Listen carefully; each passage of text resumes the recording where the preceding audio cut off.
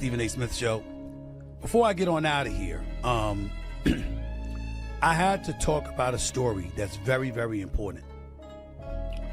And albeit indirectly, Smith has just dropped a bombshell that changes the entire landscape of women's basketball, confirming what many have suspected for months.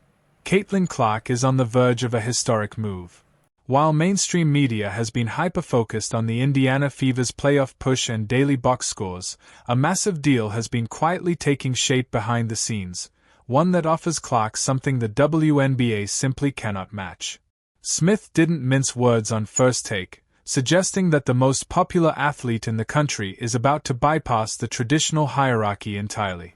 This isn't just a rumor anymore. It's a shift in power, and the old guard is terrified of what comes next. The revelation centers on what Stephen A. calls the inevitability of Clark's next career step. He confirmed that the forces at play are no longer just about basketball.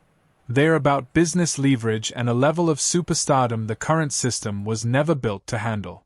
He pointed out that Clark is operating in a league that seems resentful of her existence, yet she is the sole reason its revenue is exploding. The news isn't that she's leaving basketball, it's that she's potentially finding a new team that will treat her like the global icon she is. This is a seismic shift. Smith's reporting indicates the offers coming Clark's way aren't standard contracts. We're talking numbers and equity stakes that have never been offered to a female athlete before. This is the moment the narrative flips from Caitlin Clark, the WNBA rookie, to Caitlin Clark, the business mogul. And the entity leading this charge is a groundbreaking new league ready to hand her the keys to the kingdom, while the WNBA is still figuring out how to market her. To understand the gravity of this situation, look at the comparison Stephen A. Smith made. He didn't compare her to LeBron James or Michael Jordan. He compared her to Lionel Messi. When Messi came to America to join MLS, he didn't just sign a contract to play soccer. He signed a deal that included a cut of Apple TV subscriptions and an ownership stake. Smith argues Caitlin Clark is in that exact same position right now. She's too big for a standard salary cap and too influential for a traditional player contract. The new team in question is the Unrivaled League, a 3-on-3 powerhouse founded by WNBA stars Breanna Stewart and Nafisa Collier. Don't let the 3-on-3 format fool you into thinking this is casual. This is a venture backed by major private equity, designed to run during the off-season in Miami, specifically to keep top talent from going overseas. Reports suggest Unrivaled is preparing a Messi-like offer for Clark, millions of dollars for just a few months of work, plus potential equity in the league itself. Stephen A. emphasized this is all about leverage. The WNBA has a hard salary cap and legally cannot pay Caitlin Clark what she's worth under the current CBA. Unrivaled has no such restrictions. They can open the checkbook. Smith's confirmation exposes a massive vulnerability in the WNBA's business model. If a startup league can offer the biggest star in the world 10 times her annual salary for a fraction of the work, the traditional league loses its grip on power. This isn't a trade rumor, it's a hostile takeover of market share. Let's look at the numbers, because they are frankly insulting. Stephen A. Smith went on a passionate rant about the absurdity of Caitlin Clark's financial reality in the WNBA. Right now, the woman single-handedly selling out arenas, driving record-breaking TV ratings, and bringing millions of new eyeballs to the sport is on a rookie contract paying roughly $76,000 a year. To put that in perspective, that's less than some NBA mascots make. Smith called it a complete embarrassment for a professional sports organization claiming major league status. The disconnect is staggering. The Indiana Fever's valuation has skyrocketed. Ticket prices on the secondary market have jumped by hundreds of %. Merchandise sales are through the roof. The league finally implemented charter flights largely because of the security risks and attention Clark brought with her. Yet the person generating all this wealth is capped at a salary that barely covers the cost of living for a celebrity of her stature. This is where the Unrivaled offer becomes a game changer. We're not talking about a small raise. Speculation suggests Unrivaled plans to pay its stars a minimum of 6 figures, with top-tier players like Caitlin potentially earning over $1 million for a season lasting only from January to March. Stephen A. argues that staying loyal to a system that pays you pennies on the dollar is simply bad business. Why should she risk injury and burnout in overseas leagues like Turkey or China, which has been the standard for WNBA stars for decades, when she can stay in Miami, make millions, and control her own narrative? The financial disrespect baked into the WNBA rookie scale has opened the door for this new league to steal the spotlight. But money is only half the story. There's a darker, more emotional reason this move is happening now, and Stephen A. Smith has been one of the loudest voices exposing it. It's the blatant resentment and jealousy Clark has faced since the moment she was drafted. We've all seen the clips. The hard fouls that go beyond normal basketball physicality. The hip checks away from the ball. Veterans in the media taking subtle, and sometimes not so subtle, jabs at her skill set. Smith pointed out the Mean Girls energy that seems to permeate the league when it comes to Caitlin Clark. Instead of welcoming the influx of fans and money she brings, a segment of the old guard appears determined to haze her. We saw it clearly in the Kennedy Carter incident, where a blindside hip check was initially ruled a common foul before the league upgraded it. We've seen legends like Cheryl Swoops question her records and downplay her impact. Stephen A. argues this environment is toxic. Why stay in a place where your peers are actively rooting for your failure? The beauty of the Unrivaled League is that it flips the social dynamic. It's a smaller, elite group of players built on a different culture, one centered on empowerment and equity rather than hierarchy and tenure. By joining this new team in the off-season, Clark sends a clear message to her critics. She doesn't need their permission to be great. She can go where she's celebrated, not merely tolerated. It's the ultimate clapback. While WNBA veterans fight over a small pie, Caitlin is heading to a place that's baking an entirely new cake. And you can't tell this story without revisiting the controversy that set the tone for the entire summer, the Olympic snub.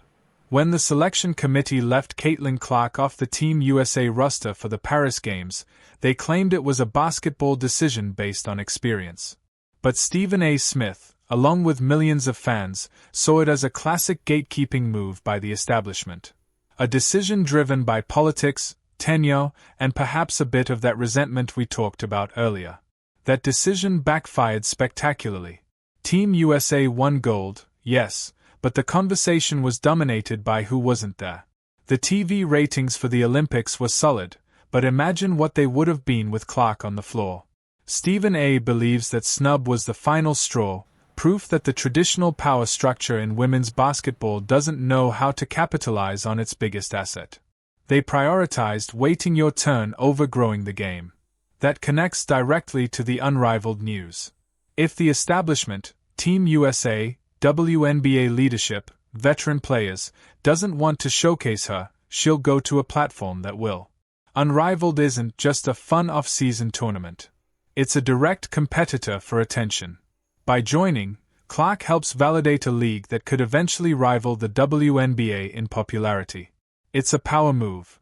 It tells Olympic decision-makers and league executives that if they fumble the bag, someone else is ready to pick it up.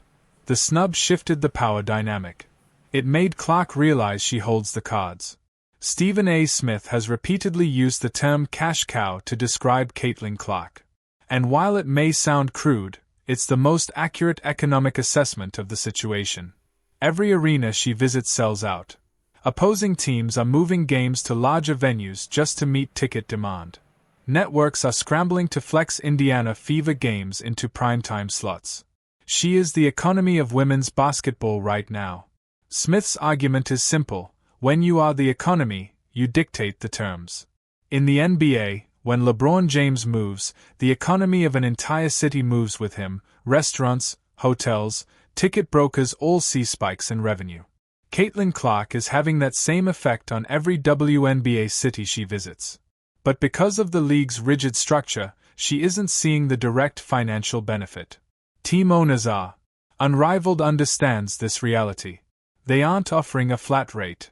They're offering a partnership. This is the difference between being an employee and being a boss. Stephen A. is essentially telling Clark to stop acting like a rookie and start acting like a CEO. The WNBA treats her like an entry-level worker. Unrivaled treats her like the CEO of a Fortune 500 company. The confirmation of this offer proves the market knows her true value, even if the WNBA salary cap refuses to reflect it. Another critical point Stephen A. has raised is the physical toll of the current WNBA season. Because Clark is the primary ball handler and the face of the offense, she's being blitzed, trapped, and physically hammered every single night. Many analysts believe referees have been slow to protect her. There's a growing feeling the league is allowing hazing to go too far under the excuse of welcome to the pros. Smith argues this is dangerous. If your golden goose gets injured because officials refuse to blow the whistle, you lose everything. That makes Unrivaled even more appealing. The 3-on-3 format is intense, but it's played on a smaller court with less full-court sprinting and more controlled spacing. It's less about grinding through 40 minutes of pressure and more about skill, shooting, and isolation, areas where Clark thrives. Moving to this format in the off-season allows her to sharpen her game without the wear and tear of 5-on-5 full-court basketball overseas. It's a strategic preservation of her body. Stephen A. notes that the smartest athletes manage their load. By joining Unrivaled, Clark stays in the U.S., minimizes travel fatigue with the league based in Miami, and plays a style that highlights her shooting while reducing the risk of blindside hits in transition. What makes Stephen A. Smith's commentary so fascinating is that he isn't just reporting news, he's forecasting a revolution. He believes we're witnessing a hostile takeover of women's basketball, where the players, specifically Caitlin Clark, hold more power than the commissioners. If she accepts this massive role with Unrivaled, she isn't just joining a new team. She's building a rival empire.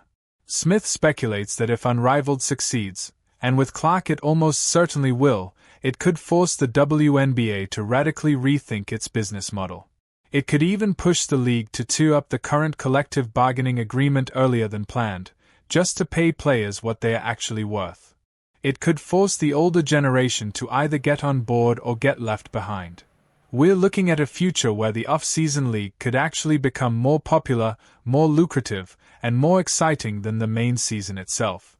Imagine a world where fans are more locked in on a 3-on-3 tournament in January than the WNBA playoffs in September. That's the threat Stephen A. sees on the horizon. It's a wake-up call. The old guard thought they could suppress the Clark mania, but all they did was push it toward a competitor willing to fully embrace it. There's also a media war playing out. Stephen A. Smith is part of a new media ecosystem that thrives on individual stars and storylines, and he recognizes that Caitlin Clark is the story. Traditional WNBA media, which has nurtured the league for nearly 3 decades, often focuses on the collective, the history, and the we're all in this together mentality. Clark disrupts that. She's an individual supernova. Smith's vocal support of Clark and his confirmation of the Unrivaled news puts him at odds with some traditional voices in women's basketball coverage. He's been accused of not watching games or caring only about hype. His counter is simple: the numbers don't lie. The people tuning in are tuning in for her. By confirming this news, Smith is validating a Clark-centric universe. He's saying she's big enough to move the needle on her own. The Unrivaled League is as much a media product as it is a basketball product. It's built for social media, for highlights, for quick consumption, perfectly tailored to the younger audience that follows Clark. This move represents a shift from traditional sports broadcasting to a viral, star-driven content era. Of course, every major move comes with risk. Stephen A. acknowledges that stepping off the traditional path to blaze a new trail puts a target on your back. If Clark joins Unrivaled and struggles, critics will pounce. If the league fails, it will be labeled a distraction. There's safety in following the herd, going overseas like everyone else, keeping your head down. But the reward is immortality. The reward is changing the pay structure for every woman who comes after her. If Clark proves a female athlete can command million-dollar salaries and equity stakes, she raises the ceiling for everyone. She becomes a pioneer not just on the court, but in the boardroom. Smith compares this moment to the early days of free agency in men's sports. Someone had to be first. Someone had to say, "I'm worth millions." Caitlin Clark is that person for women's basketball. The risk of upsetting veterans or the WNBA front office is outweighed by the chance to fundamentally alter the economics of women's sports. Ultimately, we're standing at a crossroads for Caitlin Clark. Stephen A. Smith's confirmation makes one thing clear: the offer is real. The money is life-changing. The opportunity is unprecedented. She can play it safe, stay loyal to the Fever, and wait years for a supermax contract that still pales in comparison to what she could earn right now. Or she can listen to Stephen A. Smith, take the messy deal, and revolutionize how female athletes are treated forever. The new team revealed isn't just a different jersey, it's a different philosophy. One that says talent should be paid, stars should be protected, and old rules no longer apply. The decision she makes next won't just change her career. It could break the entire system. As Stephen A. said, the train has left the station. The WNBA can either get on board or watch from the platform as Caitlin Clark takes the sport somewhere it's never been before.